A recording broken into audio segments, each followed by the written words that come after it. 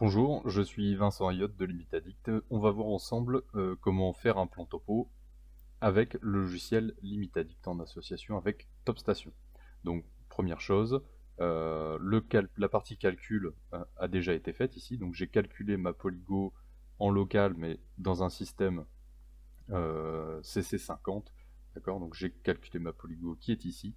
J'ai les points GPS sur lesquels je vais devoir venir caler cette polygo qui sont là. Et donc je vais d'abord m'occuper du recalage avant de faire le rayonnement de mes points. Donc je vais utiliser un outil topo qui s'appelle la transfo, ici rigide, par indice similaire. Je vais prendre les points de départ qui sont ici les points ST et je vais les faire venir sur mes points GPST. Donc sans déformer ma polygo initiale bien sûr. Je vais inclure également l'altimétrie, parce que j'ai mis une altimétrie qui n'est pas forcément correcte sur mes points de départ. Donc là, éléments à bouger, sélectionner les parcelles et bâtiments cadastrales ou sélection libre, je prends mes chemins de polygo et je vais lancer la transfo. Je sélectionne tous mes points de station, donc uniquement ceux bien sûr qui ont une correspondance avec des points GPS. Donc ça vient se caler ici, et en Z, pareil, je prends tous mes points. J'ai ensuite un rapport avec la moyenne delta Z appliquée, ici les écarts en XY. Et je peux ensuite venir affiner ces valeurs. Je dois par exemple en XY enlever le point 1, 2 et 7, donc je fais annuler. Je vais enlever en XY mes points 1, 2 et 7 pour avoir une meilleure valeur en XY, d'accord, ça devient à peu près cohérent. Et en Z, je vais enlever par exemple les points, le 8, le 10 et le 14. Donc annuler, lancer la transformation, il a retenu ma sélection, et en Z, je vais enlever le 8, le 10 et le 14. Donc là, c'est pour venir caler ma polygo sur les points GPS qui ont été pris. J'ai un autre outil dans ce module topo qui s'appelle modèle de point topo. Donc, modèle de point topo va permettre de trier l'ensemble des points qui sont là présents dans ma base de données dans différentes catégories. Donc, par exemple, tout ce qui va porter un préfixe ST va être trié comme station, grand GPS va être trié comme station GPS, etc. Et il va reconnaître également donc l'habillage du chemin polygonal. Habillage automatique, tout est reconnu, voilà, et le chemin polygonal prend un aspect de chemin polygonal avec les flèches et les visées vers les différentes stations qui ont été réalisées depuis la station, par exemple ici ST5. Donc là, tout va être trié correctement dans ma base de données. Je vais ensuite définir un plan autour de cette zone pour avoir une échelle pour mon dessin. Donc je vais mettre l'échelle à laquelle je vais vouloir sortir mes plans au final. Là c'est un pâté de maison qui a été levé, donc c'est un petit peu grand. Voilà, ce plan général va être trop grand pour sortir sur traceur. Il va falloir que je fasse différents plans sur le contour de mon corps de rue. Donc je fais un plan général avec l'échelle, avec une échelle de 100, l'échelle à laquelle je vais faire mes plans de présentation au final, et c'est juste un plan pour mon dessin. Tous les éléments de texte dans TopStation sont définis en centimètres papier, ce qui va, la notion de centimètre papier va nous permettre de suivre l'échelle du plan. En fonction des échelles, la valeur en centimètres papier sera toujours la même, donc la taille des textes sera toujours correcte.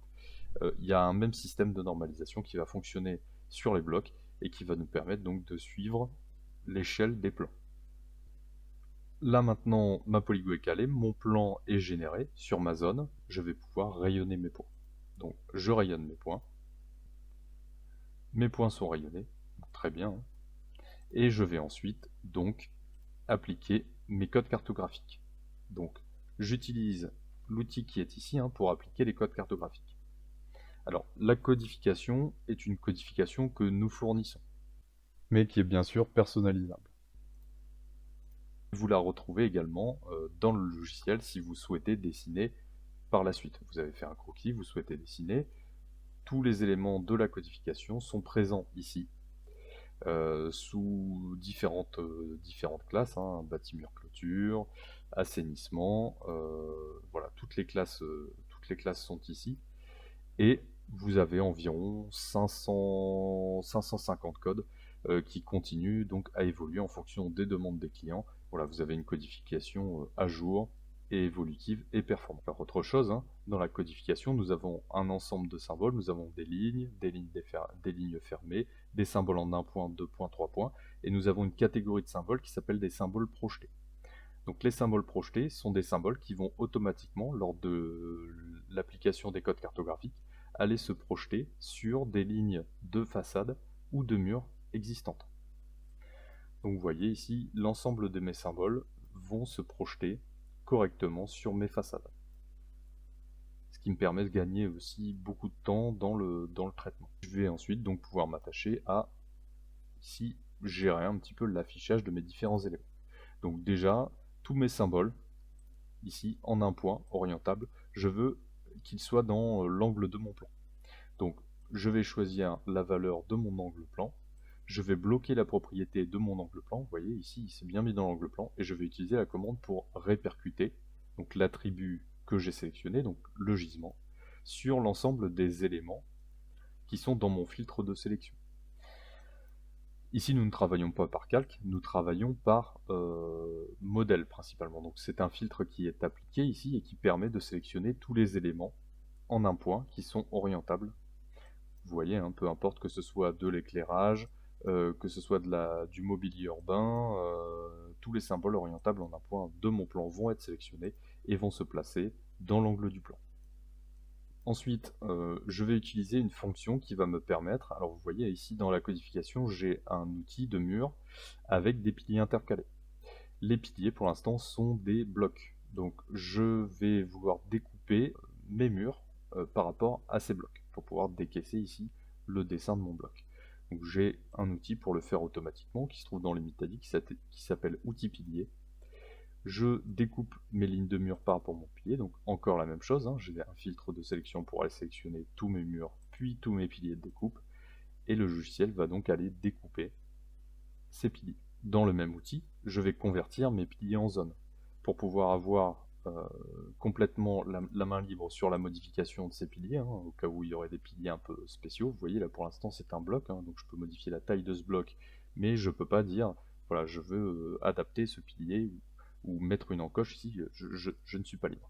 Donc je vais convertir ce pilier en zone, voilà, pour être libre de modifier ce pilier comme je le souhaite, et ça va avoir une deuxième utilité, on va la voir tout de suite, hein, avec un outil qui va nous permettre d'aller ajuster les murs, ici, sur des piliers. Alors par exemple, voilà, j'ai l'exemple ici, j'ai mon mur qui ne s'ajuste pas correctement sur mon pilier. Donc j'ai une fonction ici dans les outils de mur, donc le mur, hein, bien sûr, je peux jouer sur énormément de choses ici, hein. Je peux faire un mur bahut, je peux afficher un aplat dans mon mur, voilà, je peux sélectionner beaucoup de choses, enlever l'amorce de début ou de fin de mon mur, mais j'ai aussi un outil pour aller ajuster automatiquement ce mur. Donc si j'utilise cet outil, je peux sélectionner, voilà, ma ligne de fin, donc ma ligne, mon pilier, et mon mur va automatiquement aller s'ajuster sur ce pilier. Voilà. Donc là, pour aller ajuster des murs sur des façades de bâtiments, sur des piliers, c'est assez simple à utiliser. Par exemple, celui-là, je vais le prolonger. Donc là, ici, et je le prolonge. Donc le début de mon mur, je vais le prolonger jusqu'à ma façade de bâtiment. Voilà. Donc un ensemble d'outils dans la gestion des murs, hein, qui permettent d'automatiser la prolongation des murs et l'ajustement sur d'autres éléments. Concernant les façades de bâtiments, je vais avoir la même fenêtre de paramétrage. Voilà, exactement la même, qui va me permettre de faire notamment donc de joindre des façades entre elles. Vous voyez ici, j'ai deux façades qui ne sont pas jointes, je veux les joindre, j'utilise l'outil joindre avec une autre façade, et ma façade est jointe bien proprement.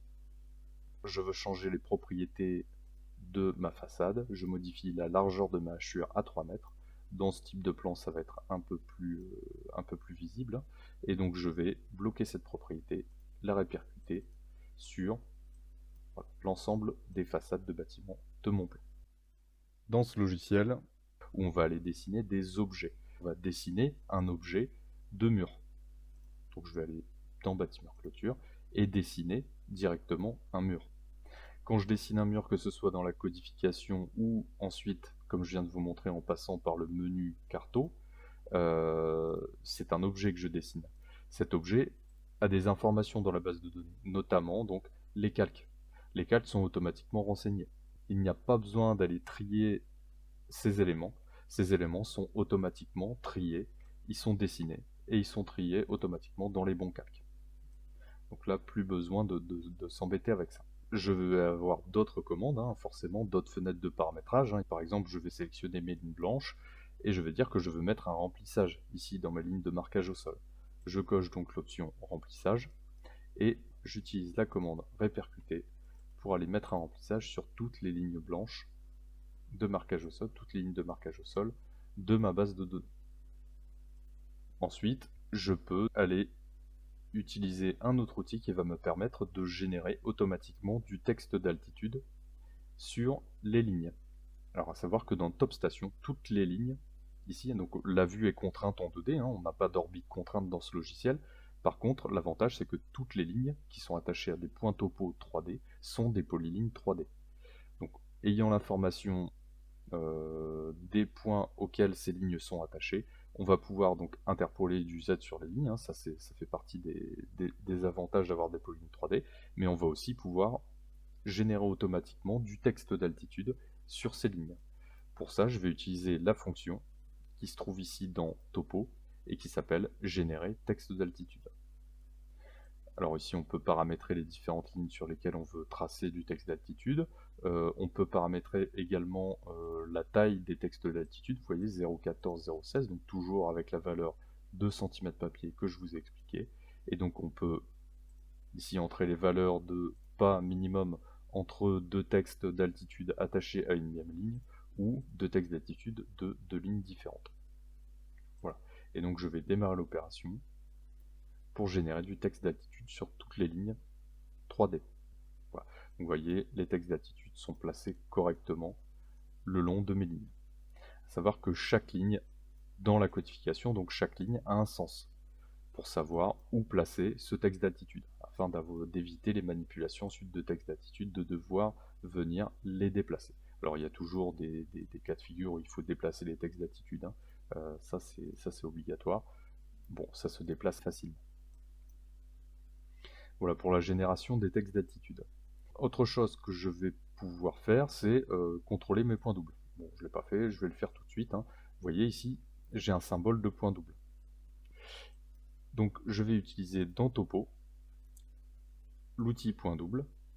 Ici, mettre un rayon de recherche autour des points qui portent ce symbole de 5 cm, lancer le calcul, et il va donc m'afficher les écarts entre mes points doubles et m'afficher ici les distances maximum en XY et en dénivelé.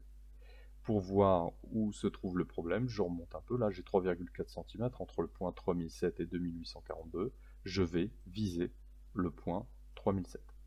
Et donc là, il a pris comme point double un centre de plaque ronde. Bon, c'est pas très grave les écarts, s'il y a des écarts là-dessus, c'est pas un point double qui est tout à fait précis, donc ça va rester correct. Et ensuite, dans cet outil de point double, je peux tout de suite effacer mes symboles de point double. Alors j'ai d'autres outils, notamment donc un outil pour effectuer un delta Z. J'ai généré du texte d'altitude sur tout mon plan, un nivellement direct qui est nécessaire, et l'altitude de mes points doit être modifiée. J'ai un outil pour effectuer un delta Z. Donc je vais effectuer un delta Z sur les points top station. Je vais tout remonter par exemple de 2 cm.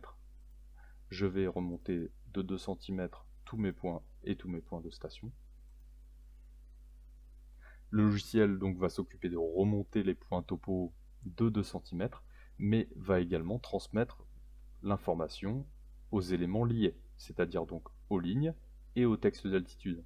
Un texte d'altitude est lié à un point, donc ici le texte d'altitude va automatiquement donc augmenter également. Alors j'ai un ensemble d'outils topo ici qui peuvent être utilisés pour contrôler des hauteurs de prisme, des choses comme ça. Je ne vais pas tout détailler ici, mais vous avez énormément d'outils qui peuvent être utiles. Alors celui-ci par exemple, c'est pour coloriser les textes d'attitude en fonction du calque de la ligne à laquelle ce texte est attaché. Voilà, je vais générer du texte d'attitude sur une ligne de caniveau qui a une couleur bleue. Je n'ai pas d'exemple là à l'écran, mais le texte d'attitude va prendre la couleur du calque de ce caniveau. Donc le texte d'attitude va passer en bleu. Ça peut être la couleur attachée à la ligne associée ou des couleurs par plage d'altitude. Ce que je vais faire maintenant, c'est que je vais intégrer le cadastre pour faire un peu d'habillage. Donc je vais aller dans Cadastre, le menu Cadastre qui est ici, import DXF cadastral, télécharger, importer. Je vais aller sur la commune de Auchy-les-Mines et importer et télécharger ces deux sections. Ici, le logiciel ne va pas seulement importer le cadastre brut. Il va importer le DXF, il va éclater le DXF et trier toutes les informations de ce DXF dans la base de données. Ce qui va nous permettre un certain nombre d'automatisations par la suite, notamment l'adaptation du cadastre en semi-automatique, on va le faire tout de suite, voilà, un ensemble d'informations qui vont être très utiles quand on va faire du foncier. Donc ça, ce sera si vous regardez la vidéo de démonstration foncier. Voilà, le cadastre est importé, je vais maintenant pouvoir traiter les informations du cadastre. Donc déjà, premier temps, je vais découper toutes les parties du cadastre dont je n'ai pas besoin, donc garder uniquement le cadastre le long de ma voirie. Pour ça, je vais tracer deux lignes de construction, donc je vais aller dans le menu construction qui est ici, tracer deux lignes de construction sur le contour à garder à l'extérieur puis à l'intérieur de ma zone.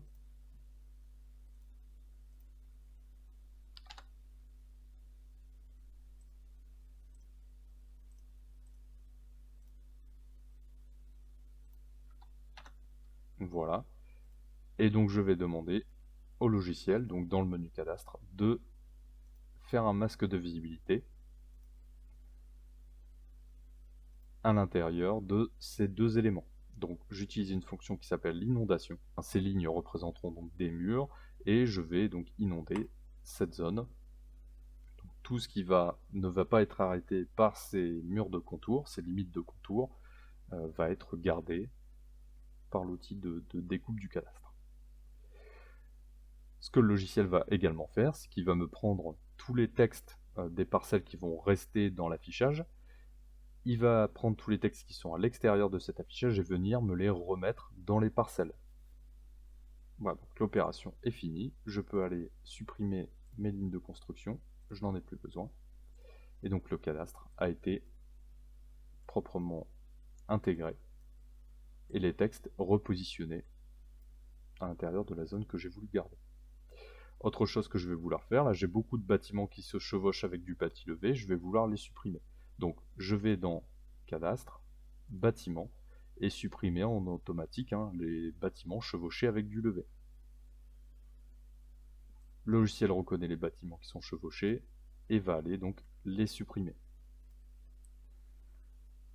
Et puis pour continuer donc un peu l'habillage du cadastre, on ne va pas aller jusqu'au bout faire sur tout le plan, mais je vous montre ce qui est possible de faire. Je vais dire au logiciel d'aller adapter le cadastre sur mes façades de bâtiments. Pour l'instant, vous voyez, c'est pas trop mal, mais ça colle pas tout à fait. Donc je vais utiliser cette fonction, adapter cadastre. Je vais lancer l'adaptation sur des lignes identifiées. Aller sélectionner mes lignes de façade de bâtiment. Alors je vais en prendre quelques-unes, je ne vais pas tout prendre. Voilà, par exemple, hop, sur celle-ci et sur celle-ci, pourquoi pas. Et donc quand je valide, le logiciel va me proposer l'ensemble des parcelles qui vont se déplacer, donc c'est juste la limite concernée qui va être déplacée, ok, et je vais faire correspondre du coup le cadastre à mon levé. Alors on voit le cadastre qui bouge. Voilà, l'opération est finie.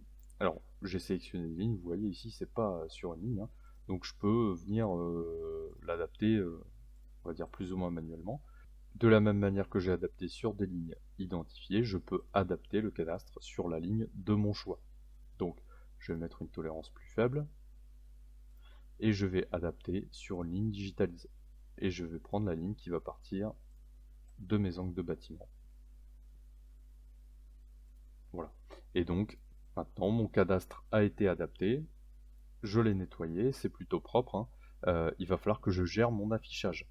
Je vais effacer mes points de station GPS, mes points de station, je vais effacer mes points topo pour ne garder que mes textes d'altitude par exemple. Et puis je vais effacer également mon chemin polygonal. Donc je vais dans l'outil d'affichage, dans la catégorie topo. Ici ça ne fonctionne pas par calque, hein, ça fonctionne par catégorie. Je vais effacer mon chemin polygonal, mes points topo rayonnés, mes points de station GPS et mes points de station. Il y a également des éléments du cadastre que je veux effacer, notamment ces limites de section ici. Donc je vais dans cadastre et de la même manière, je vais sélectionner mes limites de section et passer l'ampoule en rouge. Donc, limite de section, je passe ça en rouge.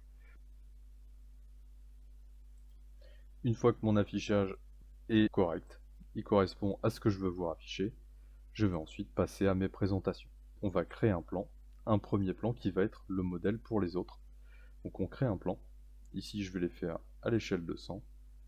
Je vais le placer ici, les tirer par exemple jusque là. OK. Et je vais dire que ce plan, ce sera ma planche numéro 1. Voilà. Planche numéro 1. Alors, à chaque liste déroulante, ici, vous avez des éléments qui sont préenregistrés. Mais toutes les listes sont éditables pour que vous puissiez choisir. Voilà. Là, je vais rajouter par exemple ici, là, planche numéro. Ce qui va me permettre à chaque plan d'aller un petit peu plus vite. Donc là, planche numéro 1. Sur ce plan, je vais rajouter un cartouche, donc créer. Je vais prendre, par exemple, voilà, ces cartouches-ci. Donc un petit cartouche ici et un cartouche qui va se mettre en bas à droite. Et puis, donc là, l'ensemble des informations sont reprises, hein. Département du Pas-de-Calais, section AB, donc avec le lieu-dit, propriété, donc la propriété de Monsieur Durand. Voilà. Je vais pouvoir affiner ici la taille de mon plan. J'ai fait un plan de manière grossière, d'accord? J'étais à cette étape-ci, j'ai fait à peu près la taille qui me semblait pas mal. J'ai pas besoin d'aller calculer les dimensions et de les rentrer ici. J'ai la notion ici de la largeur et de la hauteur actuelle de mon plan. Je suis à 4,4 et 1, et je vais faire en sorte que ce plan soit à une dimension qui va me permettre de le sortir sur traceur et de le plier correctement. Donc je vais faire du 5 en largeur et du 1 en hauteur. Donc je vais cliquer sur nombre de formats et imposer un multiple. Je fais du 5 et du 1. Et donc mon plan va être aux bonnes dimensions. Je vais le redéplacer légèrement pour le mettre bien ici au début, le descendre un peu. Par contre, le gisement de mon plan ici n'est pas correct. Je veux que mon plan soit parallèle, par exemple, à cette ligne-ci. Donc je vais cliquer sur Imposer gisement, gisement ligne, sélectionner ma ligne, et mon plan va s'orienter par rapport à cette ligne. Pour faire une légende, c'est un élément qui est attaché au plan légende, donc je peux cliquer ici sur l'outil de légende, aller sélectionner des éléments à faire apparaître dans ma légende. Donc là, par exemple, je vais prendre un poteau, une plaque télécom, voilà, une plaque ronde d'assainissement, une plaque carrée d'assainissement, pourquoi pas, une façade de bâtiment, une application cadastrale. Qu'est-ce que je peux prendre encore? Un boîtier EDF, un boîtier gaz, voilà, une information de parcelle cadastrale, un poteau. Par exemple, je prends ici certains éléments. Donc je viens placer mes légendes. Alors cette légende, je vais la mettre un petit peu plus longueur, je vais la passer sur 2 colonnes à partir de 4 éléments, 5 éléments. Allez, hop. Voilà. Et je vais changer la largeur de ma légende. Alors ensuite, plein d'options ici pour la légende. Je vais espacer un petit peu plus les éléments je mets un 1,5 ici. Bref, j'ai plein d'options, je peux masquer le cadre de contour, etc., etc. Si cette légende ne me convient pas, que je veux changer des choses, ce poteau-là, je veux le redresser ou n'importe quoi, rien ne m'en empêche. Elle est faite en automatique, mais j'ai complètement la main dessus. Si je la convertis en bloc, j'en fais ce que je veux.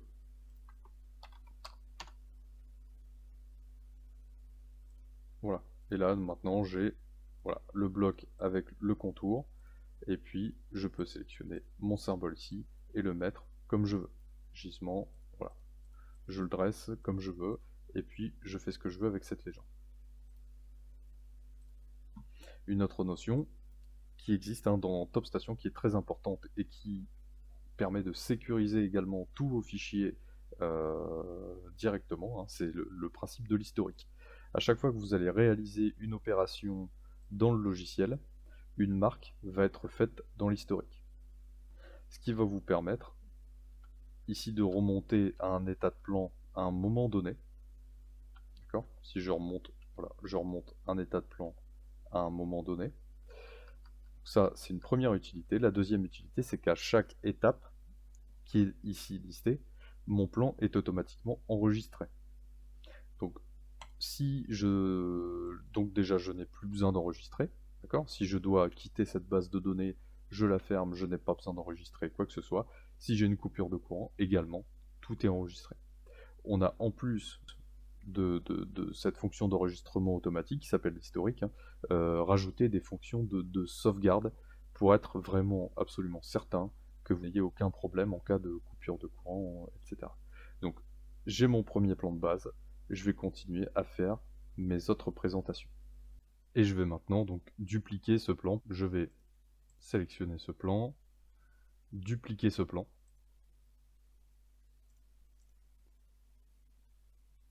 Et je crée ma deuxième présentation,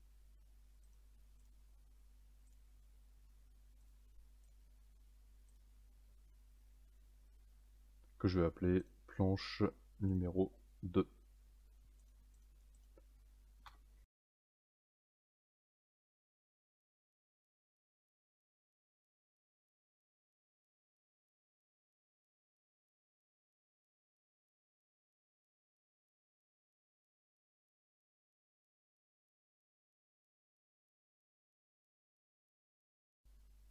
Une fois que j'ai créé mon dernier plan, je vais aller dans les cartouches et générer un aperçu des planches les unes par rapport aux autres. Donc directement dans les cartouches, j'ai un outil qui est ici pour le faire. Je paramètre ça comme je veux. Alors, je vais mettre les textes en noir ici pour les planches en cours et les autres planches. Je vais cacher les 10 premiers caractères de mes noms, d'accord, de mes appellations de planches. Donc je vais cacher les caractères qui sont ici pour ne garder que les numéros de planches. Et ensuite, je génère l'aperçu. Donc je choisis les plans sur lesquels je veux générer de l'aperçu. Et ensuite, ce bloc, je peux aller le déplacer pour le mettre au bon endroit. Alors avant d'aller les exporter, je vais vous parler de la charte d'export, qui est un outil qui permet de faire des correspondances de calque afin de respecter une charte prédéfinie. Vous avez un client qui vous demande de fournir un fichier normalisé avec des appellations de calque définies. Vous avez vu, quand on dessine dans l'Imitadict, on va codifier des objets, etc. Tout va aller se trier dans des calques par défaut. Donc vous travaillez de manière habituelle, vous ne changez rien à vos habitudes. Par contre, au moment de l'export, on va demander au logiciel Imitadict d'appliquer une charte d'export qui va permettre de faire des correspondances. Donc je vous montre un peu comment ça fonctionne ici. Donc dans les paramétrages, vous pouvez créer une charte DWG. Donc je vais créer une nouvelle charte que je vais appeler démo, pourquoi pas. Et ensuite, dans l'outil de charte, je vais définir des règles. Je vais dire, par exemple, dans ma première règle, je veux que tous les éléments qui sont dans mon calque bâti et qui sont des entités de ligne, je veux les mettre dans le calque que le client me demande d'appeler bâti L, par exemple. Voilà. Ensuite, je peux ajouter une autre règle et dire tout ce qui est dans le calque et la topo réseau télécom, qui est un bloc et qui correspond à ce bloc-ci, va se transformer, donc va aller dans le calque télécom et va prendre cet aspect-là. Voilà, je peux choisir un autre aspect. Alors, je vais forcer le trait en choisissant un bloc complètement différent. D'accord ? Donc je peux rajouter des règles comme ça, en ajouter, hein, et ensuite je peux voir ici, appliquer la table, hein, voir si ça s'est bien fait. Vous voyez ici, le bloc s'est bien transformé, il est bien dans le calque télécom. Et ma ligne de façade de bâtiment, idem. Elle est bien passée dans le calque bâti-L. Donc cette charte d'export, ensuite, peut être appliquée lorsqu'on exporte ces plans. Donc pour exporter ces plans, je vais aller ici dans l'outil de gestion des plans, faire présentation export, sélectionner toutes mes planches à exporter, choisir un format prédéfini ou me faire un format personnalisé. Donc là, pour faire un format personnalisé d'export, je peux aller cliquer dans Gérer paramètres. Je vais dupliquer une configuration existante, hein, donc DWG2D par exemple. Je vais appeler ça DWG2D plus charte. Et ensuite, je vais dire, je veux appliquer ma charte d'export que je viens de créer, hein, qui s'appelle démo. Export, alors vous avez énormément de paramètres ici, convertir les points en blocs attributs pour avoir des points Covadis en sortie, hein. Choisir votre format d'export AutoCAD, donc 2010, 2007, 2004, etc. Et puis un ensemble d'options, hein, qui peuvent être très pratiques à l'export. Une fois que j'ai paramétré ça comme je voulais, je vais lancer l'export. Je choisis de mettre ça sur le bureau.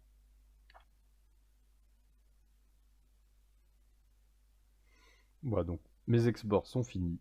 J'ai un fichier qui a été généré, hein. Mon fichier DWG.